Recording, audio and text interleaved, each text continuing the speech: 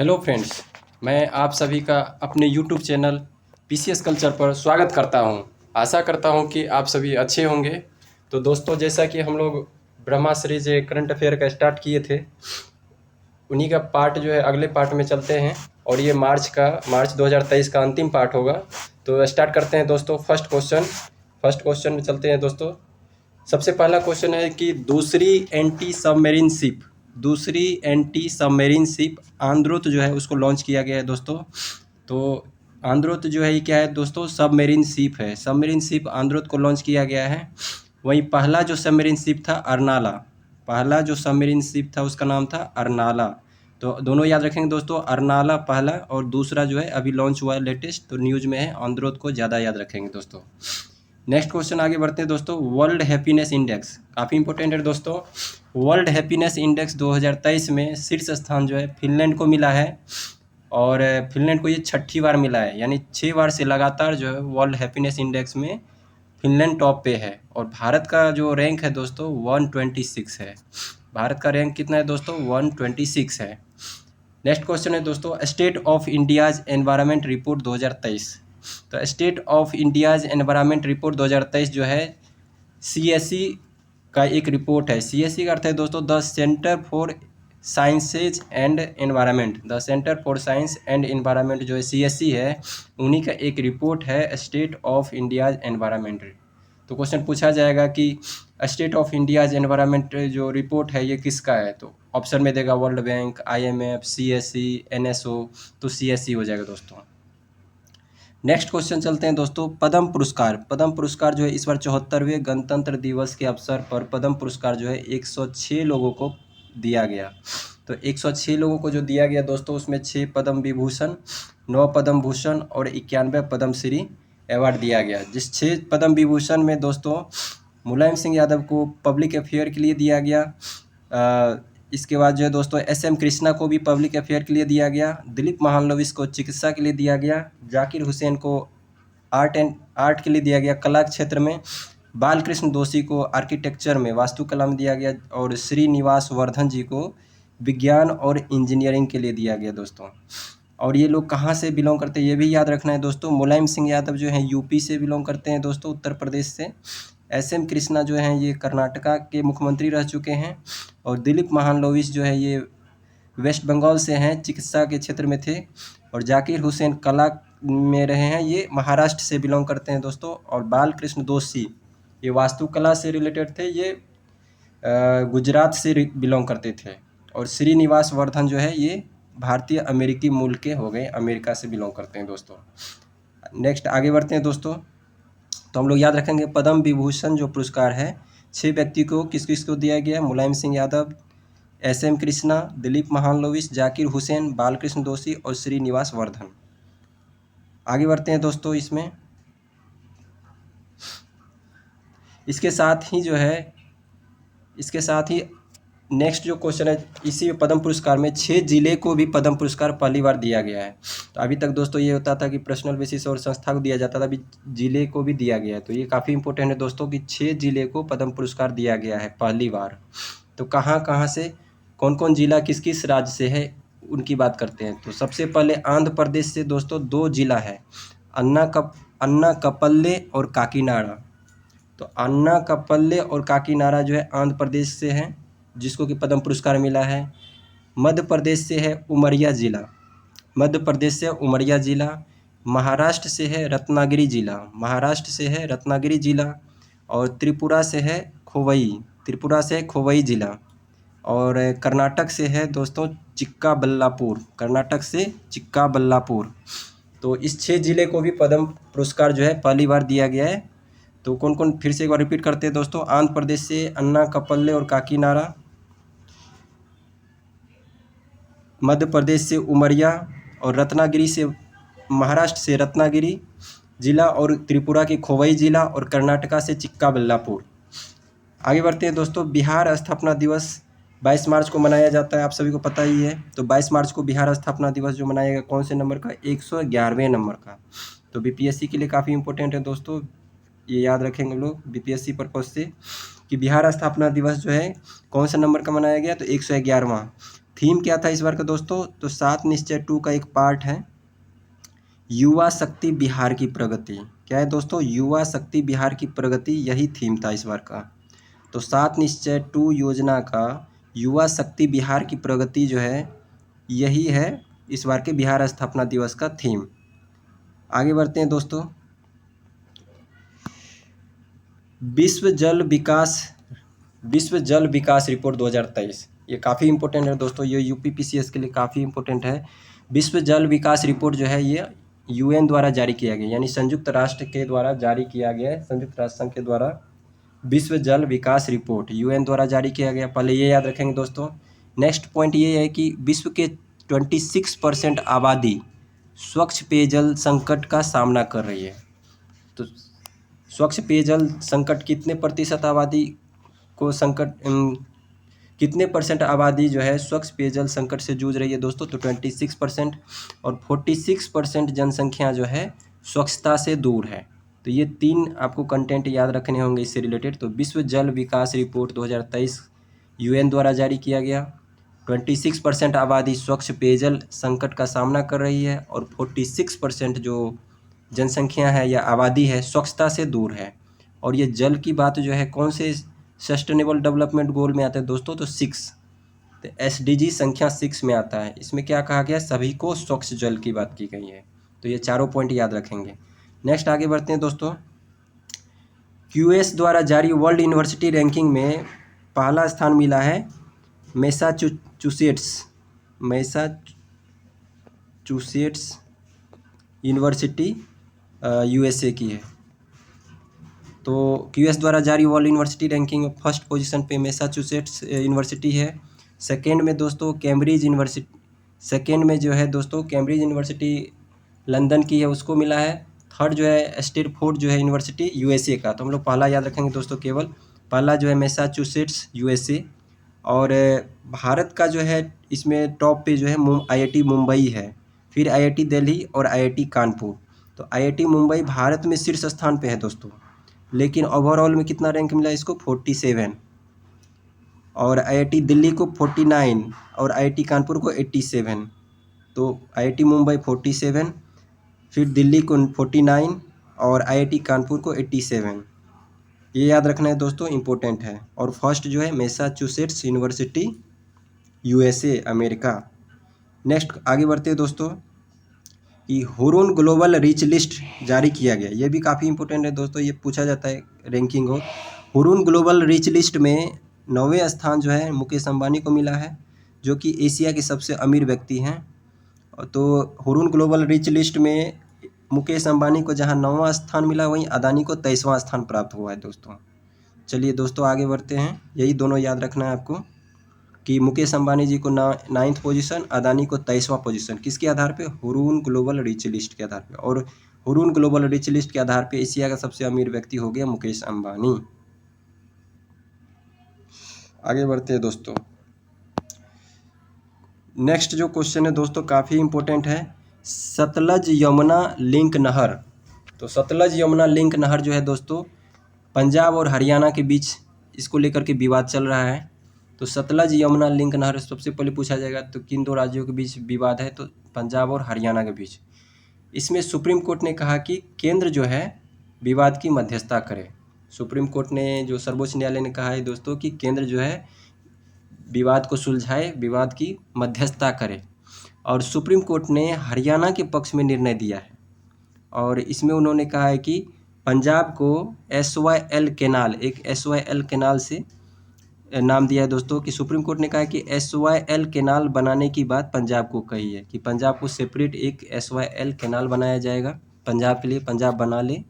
और उसमें जो है रावी और ब्यास का पानी जो है, रावी और ब्यास नदी का पानी SYL नहर में उपयोग करने की बात सुप्रीम कोर्ट ने कही है। यानी पंजाब को सतलज यमुना लिंक नहर से सेपरेट SYL कैनाल बनाने की बात सुप्रीम कोर्ट ने पंजाब को कही है, और उसमें वो SYL कैनाल में रावी और ब्यास नदी का पानी जो है उपयोग किया जाएगा।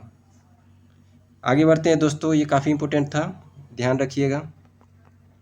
नेक्स्ट क्वेश्चन, झारखंड में देश की पहली डबल डेकर सड़क की आधारशिला रखी गई। तो तो कहाँ पे पहली डबल डेकर सड़क, ये डबल डेकर पुल और नहीं है दोस्तों, डबल डेकर सड़क है, ये झारखंड में आधारशिला रखी गई। इस परियोजना में वाराणसी रांची इकोनॉमिक कॉरिडोर एवं रायपुर धनबाद इकोनॉमिक कॉरिडोर शामिल है। तो इसमें 2 कॉरिडोर है शामिल। तो झारखंड में देश की पहली डबल डेकर सड़क की आधारशिला रखी गई, जिसमें इस परियोजना में पहला जो कॉरिडोर है दोस्तों वाराणसी रांची इकोनॉमिक कॉरिडोर और दूसरा रायपुर धनबाद इकोनॉमिक कॉरिडोर। आगे बढ़ते हैं दोस्तों, इसमें नेक्स्ट क्वेश्चन देखते हैं। काफ़ी इंपॉर्टेंट क्वेश्चन है दोस्तों। नेक्स्ट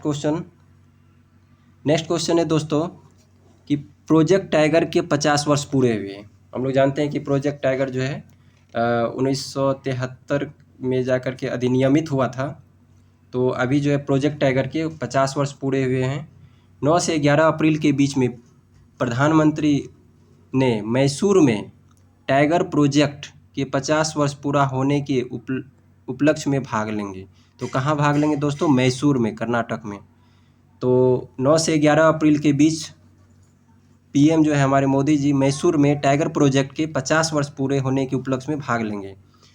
उन्हीं में दोस्तों दूसरा क्वेश्चन है कि 7 से 8 अप्रैल, यानी 9 से 11 अप्रैल ये था टाइगर प्रोजेक्ट पे, और उससे जस्ट 2 दिन पहले 7 से 8 अप्रैल 2023 को एलिफेंट प्रोजेक्ट को लेकर काजीरंगा असम में एक आयोजन समारोह होगा, जिसमें हमारी राष्ट्रपति महोदया राष्ट्रपति द्रौपदी मुर्मू जी भाग लेंगी। तो एलिफेंट प्रोजेक्ट जो हो रहा है वो दोस्तों कहाँ पे हो रहा है? काजीरंगा असम में, और इसमें राष्ट्रपति जी भाग लेंगी। और प्रोजेक्ट एलिफेंट 1992 से स्टार्ट हुआ, ये दोस्तों आप लोगों को पता ही होगा, और प्रोजेक्ट टाइगर जो है 1973 से। तो प्रोजेक्ट टाइगर जो है, टाइगर प्रोजेक्ट जो है दोस्तों, ये मैसूर में मनाया जा रहा है। मोदी जी इसमें भाग लेंगे, प्रधानमंत्री जी। और वहीं एलिफेंट प्रोजेक्ट जो है काजीरंगा असम में इसका आयोजन किया जा रहा है, और राष्ट्रपति मुर्मू जी इसमें भाग लेंगे। आगे बढ़ते हैं दोस्तों। प्रधानमंत्री फसल बीमा योजना की शुरुआत 18 फरवरी 2016 को किया गया था। ये न्यूज़ में था दोस्तों कि फसल बीमा योजना। तो प्रधानमंत्री फसल बीमा योजना की शुरुआत 18 फरवरी 2016 को किया गया था। इसका उद्देश्य क्या है? इसका उद्देश्य था फसलों की प्राकृतिक आपदाओं के कारण हुई हानि को किसानों के प्रीमियम का भुगतान देकर एक सीमा तक कम करना है। मतलब किसान को हेल्प करना है, जिससे कि आपदा से अगर क्षति हुआ है किसानों को, तो उसको प्रीमियम कुछ दे करके, भुगतान दे करके एक सीमा तक किसान को जो है जो आपदा से हानि हुई है उसको कम किया जाए। तो इसमें ये याद रखना है दोस्तों कि प्रीमियम किस खेती पे कितना दिया जाएगा। तो कौन सी फसल पे? रबी के फसल पे, रबी का जो फसल होता है दोस्तों, गेहूँ, सरसों, ये सब, उस पर 1.5%, खरीफ पर 2% और बागवानी पे 5%। यानी रबी के फसल पे 1.5% का आपको प्रीमियम मिलेगा, खरीफ के फसल पे 2% का प्रीमियम मिलेगा, वहीं बागवानी पे 5% का प्रीमियम मिलेगा। नेक्स्ट क्वेश्चन है दोस्तों, जो कि काफ़ी इंपॉर्टेंट क्वेश्चन है। आगे बढ़ते हैं। इलाहाबाद हाईकोर्ट के मुख्य न्यायाधीश कौन बने हैं? तो इलाहाबाद हाईकोर्ट, ये यूपीपीसीएस के लिए इंपॉर्टेंट हो जाता है दोस्तों, कि इलाहाबाद हाईकोर्ट के मुख्य न्यायाधीश प्रीति दिवाकर बने हैं। इलाहाबाद हाईकोर्ट के मुख्य न्यायाधीश प्रीति दिवाकर जी बने हैं। वहीं छत्तीसगढ़ हाईकोर्ट के मुख्य न्यायाधीश जो है रमा सिन्हा बने हैं। छत्तीसगढ़ हाईकोर्ट के मुख्य न्यायाधीश रमा सिन्हा। और पटना हाईकोर्ट के मुख्य न्यायाधीश जो है के विनोद चंद्रन जी बने हैं। तो 3 यहाँ पे हाईकोर्ट के मुख्य न्यायाधीश है दोस्तों, याद रखेंगे लेटेस्ट वाला। इलाहाबाद के मुख्य हाईकोर्ट के मुख्य न्यायाधीश प्रीति दिवाकर और छत्तीसगढ़ हाईकोर्ट के मुख्य न्यायाधीश रमा सिन्हा और पटना हाईकोर्ट के मुख्य न्यायाधीश के विनोद चंद्रन। नेक्स्ट क्वेश्चन है दोस्तों, बिहार के शिवहर जिला के हरनाही पंचायत, कौन सा पंचायत? हरनाही पंचायत। तो बिहार के शिवहर जिला के हरनाही पंचायत की मुखिया खुशबू देवी कचरा प्रबंधन से पर्यावरण को संरक्षण कर रही है। तो काफ़ी इंपॉर्टेंट दोस्तों, ये इन्वायरमेंट का क्वेश्चन हो गया कि बिहार के शिवहर जिला में हरनाही पंचायत में वहाँ की मुखिया है खुशबू देवी, जो कि कचरा प्रबंधन से पर्यावरण का संरक्षण कर रही हैं। नेक्स्ट क्वेश्चन है दोस्तों, कथकली नृत्य जो है केरल से रिलेटेड है। ड्रोन हाइल, ये याद रखेंगे दोस्तों, ड्रोन हाइल जो है, ये ड्रोन हाइल जो है किसका है? उत्तर कोरिया का है। ये रेडियो एक्टिव सुनामी पैदा करने वाला ड्रोन है। तो क्वेश्चन पूछा जाएगा, सबसे पहले तो यही पूछा जाएगा कि ड्रोन हाइल किसका है, कौन से देश का है, तो उत्तर कोरिया का है। और किस टाइप का ये जो है ड्रोन है, ड्रोन हाइल, तो ये रेडियो एक्टिव सुनामी पैदा करने वाला ड्रोन है। नेक्स्ट आगे बढ़ते हैं दोस्तों।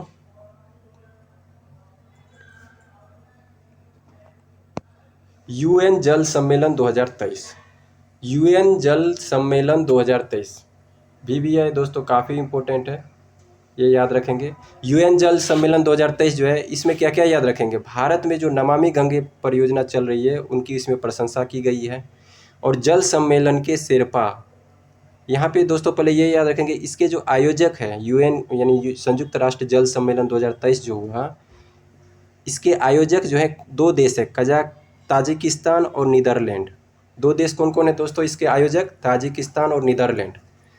तो इसमें हुआ है कि जल सम्मेलन के दौरान शेरपा व नीदरलैंड के अंतर्राष्ट्रीय जल मामले के विशेषज्ञ दूत हैंक ओविक, क्या नाम है दोस्तों, ये नीदरलैंड के हैं, क्योंकि नीदरलैंड जो है आयोजक के रूप में भी है, तो नीदरलैंड का हैंक ओविक जो है, उन्होंने कहा है कि गंगा जो है समाज की प्रतिष्ठा है। कितनी बड़ी बात है दोस्तों, तो ये याद रखेंगे हम लोग कि नीदरलैंड के जो अंतर्राष्ट्रीय जल मामले के विशेषज्ञ हैंक ओविक साहब ने कहा है कि गंगा समाज की प्रतिष्ठा है। साथ ही भारत में नमामि गंगे परियोजना की प्रशंसा की गई है। तो इसके आयोजक ताजिकिस्तान और नीदरलैंड है। और ये जल सम्मेलन अभी ऊपर में भी देखे थे दोस्तों कि जल जो है SDG 6 का मैटर होता है। और भारत की तरफ से जल शक्ति मंत्री इसमें गजेंद्र सिंह शेखावत हैं, जिन्होंने नेतृत्व किया था। तो हमारे जल शक्ति मंत्री कौन है, गजेंद्र सिंह शेखावत, इन्होंने इसमें भाग लिया था। और यूएन महासभा के अध्यक्ष अभी वर्तमान में कौन है, सावा कोरोसी। तो यूएन महासभा के अध्यक्ष सावा कोरोसी जी हैं। नेक्स्ट क्वेश्चन चलते हैं दोस्तों आगे। नैनीताल हाईकोर्ट को हल्द्वानी स्थानांतरित किया जाएगा। मतलब अभी जो पहले ये नैनीताल हाईकोर्ट जो था, नैनीताल में था, ये उत्तराखंड का हाईकोर्ट जो नैनीताल में था, इसको अब हल्द्वानी में स्थानांतरित किया जाएगा। तो पूछा जा सकता है कि नैनीताल हाईकोर्ट को कहाँ स्थानांतरित किया जा रहा है, किस जगह पर, तो हल्द्वानी पे। नेक्स्ट क्वेश्चन दोस्तों, अंजी पुल, अंजी पुल जो है जम्मू कश्मीर का है। अंजी पुल जम्मू कश्मीर में है, देश में रेलवे का पहला केबल पुल है। तो भारत में रेलवे का पहला केबल पुल पूछा जाएगा, तो ये होगा अंजी पुल जम्मू कश्मीर। इसके आगे दोस्तों अफस्पा कानून, ये सशस्त्र बल विशेषाधिकार अधिनियम, मतलब जो है ये सशस्त्र बल को एक विशेषाधिकार देता है, छूट देता है। अफस्पा कानून में क्या है दोस्तों कि यह 1958 में पारित हुआ था, ये याद रखेंगे, बेसिक है। और इसमें न्यूज़ ये था दोस्तों, ये दो बातें याद रखनी है कि असम, नागालैंड, मणिपुर में अफस्पा के तहत जो है घोषित अशांत क्षेत्र को कम किया जाएगा, खत्म नहीं किया जाएगा, कम किया जाएगा। मतलब जितने भी अफस्पा में घोषित किया गया क्षेत्र, उसकी संख्या कम की जाएगी। तो असम, नागालैंड, मणिपुर में अफस्पा के तहत घोषित अशांत क्षेत्र को कम किया जाने का निर्णय लिया है। वहीं अरुणाचल, नागालैंड के अशांत क्षेत्र में 6 माह के लिए अफस्पा कानून को बढ़ाया जाएगा। तो कहाँ बढ़ाया गया, अरुणाचल में और नागालैंड में। तो अरुणाचल और नागालैंड में तो दोस्तों अफस्पा कानून को बढ़ाया गया है 6 माह के लिए, और बाकी इधर जो है असम, नागालैंड और मणिपुर में अफस्पा के तहत जो है अशांत क्षेत्र जो है उसको कम करने का निर्णय लिया गया है। आगे बढ़ते हैं दोस्तों, अगला क्वेश्चन भी काफ़ी इम्पोर्टेंट है दोस्तों। वैसे हम लोग ये क्वेश्चन किए थे दोस्तों, विश्व मुक्केबाजी चैंपियनशिप 2023 में भारत को जो है 4 मुक्केबाज ने स्वर्ण पदक दिलाया था, ये हम लोग पढ़ चुके थे दोस्तों। लेकिन उसी में कुछ और पॉइंट मुझे मिला, तो मैंने इसमें ऐड किया है कि इसमें पूछा जाएगा कि किसको हरा करके इन्होंने गोल्ड मेडल जीता। क्योंकि UPPCS में देखते होंगे दोस्तों कि कभी जीतने वाले को छोड़ करके किसको हराया उनका क्वेश्चन पूछ लिया जाता है। तो हम लोग इसमें देखते हैं दोस्तों, पहला क्वेश्चन है जो हमारा, विश्व मुक्केबाजी चैंपियनशिप 2023 में नीतू घनघास ने जो गोल्ड मेडल लाई, पहले 4 कौन कौन गोल्ड मेडल लाई, नीतू घनघास, स्वीटी बूढ़ा, निखत जरीन और लवलीना बोरगोहेन। तो नीतू ने लतसाई खान जो मंगोलिया के हैं इनको हराया है 48 kg में। स्वीटी बूढ़ा जो है ये वांग लीना चीन की जो है खिलाड़ी, इनको हराया, इनके मुक्केबाज को। तो नीतू घनघास जो है दोस्तों ये लत्साई खान को हराया है। स्वीटी बुरा जो है वांग लीना चीन को हराया है। वांग लीना चीन की मुक्केबाज हैं। और निखत जरीन जो है दोस्तों ये निखत जरीन जो है दोस्तों ये आंध्र प्रदेश की है मुक्केबाज। ये जो है हैदराबाद की है, सॉरी। निखत जरीन जो हैदराबाद की मुक्केबाज है। ये एन गुस्न थी ताम ये वियतनाम की मुक्केबाज है, इसको हराया इन्होंने। एन गुस्न थी ताम। और लवलीना बोर्गोहेन जो है कैटलिन पार्कर ये ऑस्ट्रेलिया की मुक्केबाज है, इसको हराया है। तो लवलीना ने कैटलिन पार्कर को हराया, निखत जरीन ने एन गुस्न थी ताम को हराया है। तो एक भी याद रख लेंगे, थी ताम को हराया इन्होंने, निखत जरीन ने। स्वीटी बुरा ने वांग लीना को हराया, नीतू ने लत्साई खान को हराया है। इसके आगे दोस्तों याद रखेंगे कि MC मैरी कॉम के बाद 2 बार स्वर्ण जीतने वाली निखत जरीन बन गई है। यानी विश्व मुक्केबाजी चैंपियनशिप में अभी तक 2 बार स्वर्ण पदक जीतने वाली सिर्फ और सिर्फ 2 खिलाड़ी हैं। एक MC मैरी कॉम पहले थी, अभी निखत जरीन बन गई है। इसके आगे दोस्तों है लवलीना बोर्गोहेन विश्व चैंपियनशिप में स्वर्ण पदक जीतने वाली 8वीं भारतीय मुक्केबाज बन गई हैं। तो 8वें नंबर का, इससे पहले 7 मुक्केबाज जो है विश्व चैंपियनशिप में स्वर्ण पदक जीत चुका है भारत के लिए। ये 8वीं बनी है लवलीना बोर्गोहेन। तो ये भी थोड़ा याद रखेंगे दोस्तों। आगे बढ़ते हैं।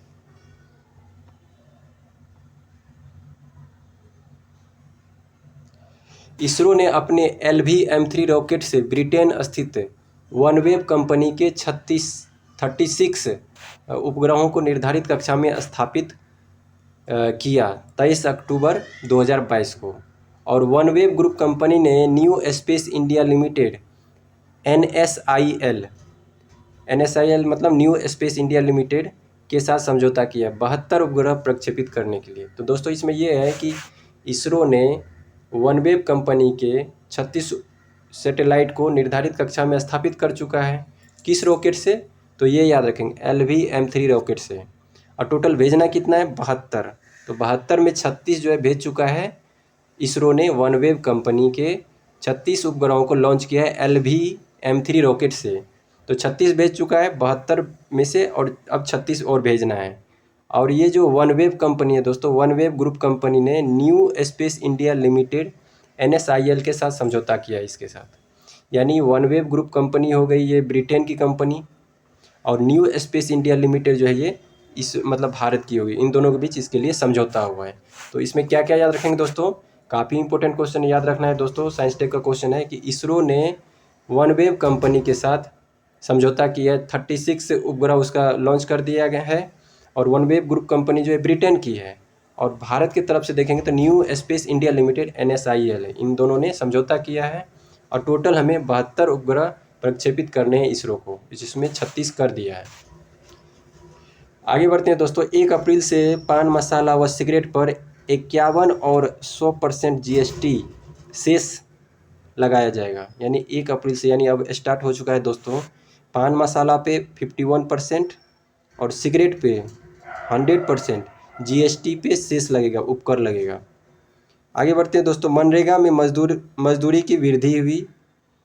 तो ये भी हम लोग जो है पढ़ चुके हैं दोस्तों। तो यहाँ थोड़ा सा डिटेल में है, थोड़ा देख लेते हैं। मनरेगा में मजदूरी वृद्धि हुई 2 अक्टूबर 2019 को ये नरेगा था, फिर इसके बाद मनरेगा में कन्वर्ट हो जाता है ये 2005 में अधिनियमित होकर के। इसमें क्वेश्चन क्या था दोस्तों अभी करंट में, कि मनरेगा में जो मजदूरी वृद्धि हुई तो हरियाणा में सबसे अधिक मजदूरी अभी 357 रुपया पर डे जो है दिया जाएगा मजदूरों को। तो हरियाणा में सबसे अधिक मजदूरी 357 रुपया पर डे, पहले इसमें 331 रुपया मिलता था, अभी बढ़ा दिया गया है। और MP यानी मध्य प्रदेश और छत्तीसगढ़ में सबसे कम मजदूरी है 221 रुपया। मतलब दोनों जगह 221 रुपया दिया जा रहा है मनरेगा के तहत। वहीं हरियाणा में 357 रुपया दिया जा रहा है। और राजस्थान में सर्वाधिक वृद्धि हुआ है, जैसे कि 231 रुपया पहले दिया जाता था, अब 257 दिया जाएगा। यानी इसमें जो ग्रोथ हुआ है ज़्यादा। ठीक है दोस्तों, तो सर्वाधिक ग्रोथ राजस्थान में 231 से 255 कर दिया है। लेकिन ओवरऑल बात करेंगे सबसे ज़्यादा कौन दे रहा है मजदूरी, तो वो हरियाणा दे रहा है 357। सबसे कम कौन दे रहा है, तो मध्य प्रदेश और छत्तीसगढ़ 221। और बिहार और झारखंड में पिछले साल की तुलना में मनरेगा की मजदूरी में 9% का वृद्धि किया गया है। तो ये भी याद रखना है दोस्तों कि बिहार झारखंड में पिछले साल की तुलना में 9% की वृद्धि किया गया है। यानी पहले बिहार और झारखंड में 210 रुपया दिया जाता था, अब 227 रुपया दिया जाता है। तो बीपीएससी के लिए 227 याद रखिएगा, ये इम्पोर्टेंट है। आगे बढ़ते हैं दोस्तों। 31 जनवरी 2023 तक कुल बिजली उत्पादन, ये एक डाटा है, इसको भी याद रखना है दोस्तों, काफ़ी इंपॉर्टेंट है। 31 जनवरी 2023 तक कुल बिजली उत्पादन 4.11 लाख MV था। कुल में से 51% जो बिजली उत्पादन हुआ वो कोयला से हुआ। तो कोयला से 51% और नवीकरणीय ऊर्जा से 29.53%। तो इसमें सीक्वेंस याद रखेंगे दोस्तों कि जो कुल बिजली उत्पादन हुआ तो सबसे ज़्यादा कोयला से हुआ 51%, फिर इसके बाद जो 29.53% नवीकरणीय ऊर्जा से, फिर पनबिजली से, फिर गैस से, फिर परमाणु से। तो ये सीक्वेंस याद रखेंगे दोस्तों कि बिजली उत्पादन में सबसे ज़्यादा बिजली उत्पादन कोयला से, फिर नवीकरणीय ऊर्जा से, फिर पनबिजली से, फिर गैस, तब परमाणु। तो और टोटल जो है कितना बिजली उत्पादन हो गया ये भी याद रखेंगे, 4.11 लाख MV। आगे बढ़ते हैं दोस्तों।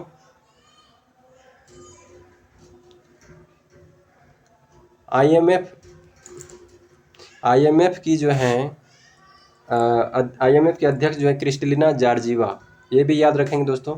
नेक्स्ट है PM द्वारा नामीबिया से 8 चीता जो है 17 सितंबर 2022 को कुनो नेशनल पार्क में छोड़ा गया। ठीक है, कुनो नेशनल पार्क में पता ही होगा दोस्तों कि 8 चीता को छोड़ा गया, और ये कुनो नेशनल पार्क चंबल संभाग में आता है। मादा चीता जिसका नाम सासा है, क्या है दोस्तों, सासा। तो मादा चीता जो है सासा की मृत्यु हो गई है, तो ये याद रखेंगे, इसका नाम क्या है, सासा नाम है। तो मादा चीता जो उसमें एक सासा नाम की है, उसकी मृत्यु हो गई है। भारत सरकार ने नामीबिया से अनुबंध जो किया था 20 जुलाई 2022 को चीता के लिए किया था। कब किया था अनुबंध, ये भी डेट पूछ सकता है। तो 20 जुलाई 2022 को चीता के लाने के लिए अनुबंध किया था, और फिर इसके बाद लाया कब, 20 जुलाई 2022 के बाद, तो लाएगा बाद में ना, तो 17 सितंबर 2022। तो 20 जुलाई को अनुबंध किया, 17 सितंबर को लाया पिछले साल। अब मादा चीता ने 4 शावक को जन्म दिया। वो जो मादा चीता सासा की मृत्यु हो गई दोस्तों, वही मादा चीता ने 4 शावक को जन्म दिया था। ठीक है, ये याद रखेंगे। और ये भी क्वेश्चन पूछा जाता है कि गर्भकाल, और पूछ लेता है दोस्तों डिटेल में अगर जाना चाहे तो। मादा चीता का गर्भकाल कितना होता है, 90 दिन का गर्भकाल होता है। एशियाई चीता को IUCN रेड लिस्ट में क्रिटिकली इंडेंजर्ड में रखा गया। ये भी पूछा जाता है दोस्तों कि IUCN की किस लिस्ट में रखा गया और किस में रखा गया है। तो ये जो एशियाई चीता है इसको IUCN के रेड लिस्ट में क्रिटिकली इंडेंजर्ड में रखा गया है। अगला क्वेश्चन है दोस्तों, कोलकाता में बिम्स्टेक देशों का खाद्य सुरक्षा और पर्यटन को लेकर समझौता हुआ। तो बिम्स्टेक का खाद्य सुरक्षा को लेकर के और पर्यटन को लेकर कहाँ समझौता हुआ, कोलकाता में। महासचिव कौन है बिम्स्टेक के, तेंजिन लेकफेल, ये याद रखना है दोस्तों। बिम्स्टेक के महासचिव कौन है, तेंजिन लेकफेल। और इसके आगे अगला क्वेश्चन है दोस्तों, तो इसमें क्या याद रखना है कि बिम्स्टेक जो है, बिम्स्टेक देशों का खाद्य सुरक्षा और पर्यटन को लेकर समझौता कहाँ हुआ है, तो भारत के कोलकाता में। तो भारत में हुआ बिम्स्टेक का सम्मेलन, तो इम्पोर्टेंट हो जाता है, तो कोलकाता याद रखेंगे। और महासचिव इसके कौन है, तेंजिन लेकफेल। अगला एक क्वेश्चन है दोस्तों, प्रॉपर्टी टैक्स के लिए सम्मेलन। तो प्रॉपर्टी टैक्स के लिए सम्मेलन विशाखापत्तनम में वित्त मंत्रालय के द्वारा हुआ है। इसमें सिंगापुर एवं दक्षिण कोरिया के साथ सम्मेलन हुआ, यानी इसमें कौन से 2 कंट्री ने भाग लिया, सिंगापुर और दक्षिण कोरिया। तो पहला तो क्वेश्चन यही हो गया कि प्रॉपर्टी टैक्स के लिए सम्मेलन कहाँ पे, तो विशाखापत्तनम इंडिया में। इसमें कौन से 2 देश ने सम्मेलन में भाग लिया, तो सिंगापुर और दक्षिण कोरिया ने।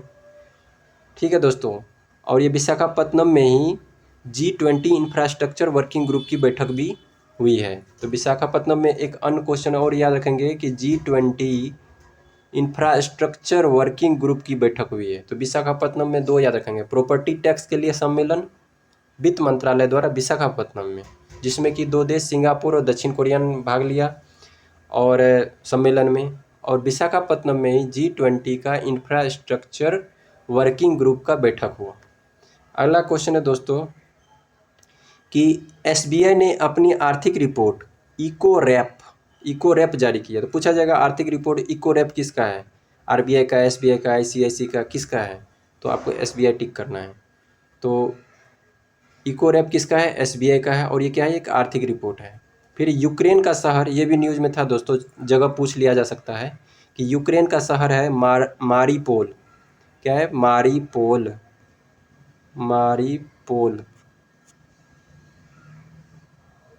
मारीपोल मारीपोल बाखमुर और अवदिव्का, ये तीनों जो है बर्बाद हो गया, तबाह हो गया है। रूस यूक्रेन में पता ही दोस्तों कि वार चल रहा है, तो उसमें मारीपोल, बाखमुर और अवदिव्का जो है ये यूक्रेन का शहर है जो कि बर्बाद हो गया है।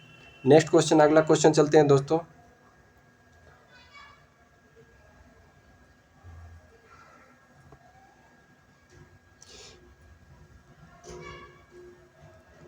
अदानी समूह पर सुप्रीम कोर्ट के नियंत्रण में गठित समिति की अध्यक्षता अभय मनोहर सप्रे जी करेंगे।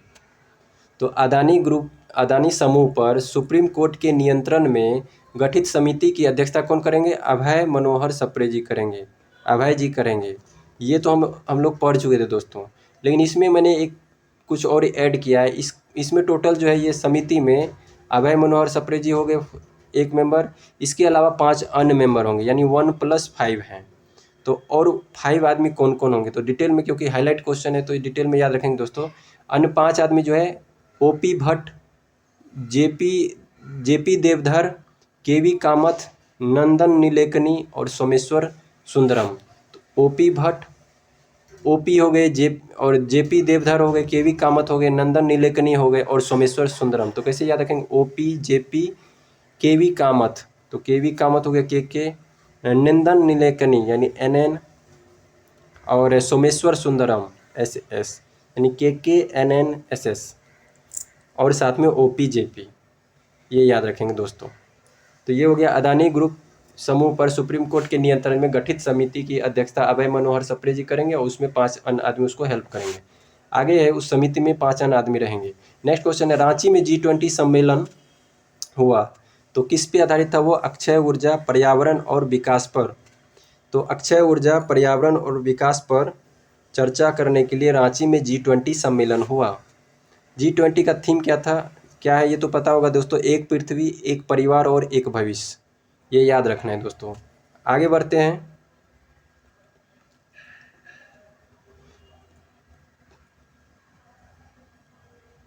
PM गति शक्ति, ये फेमस है, कुछ बजट में भी इसका दिया गया है। तो PM गति शक्ति जो है अक्टूबर 2022 से शुरू हुआ। ये 100 लाख करोड़ की योजना है।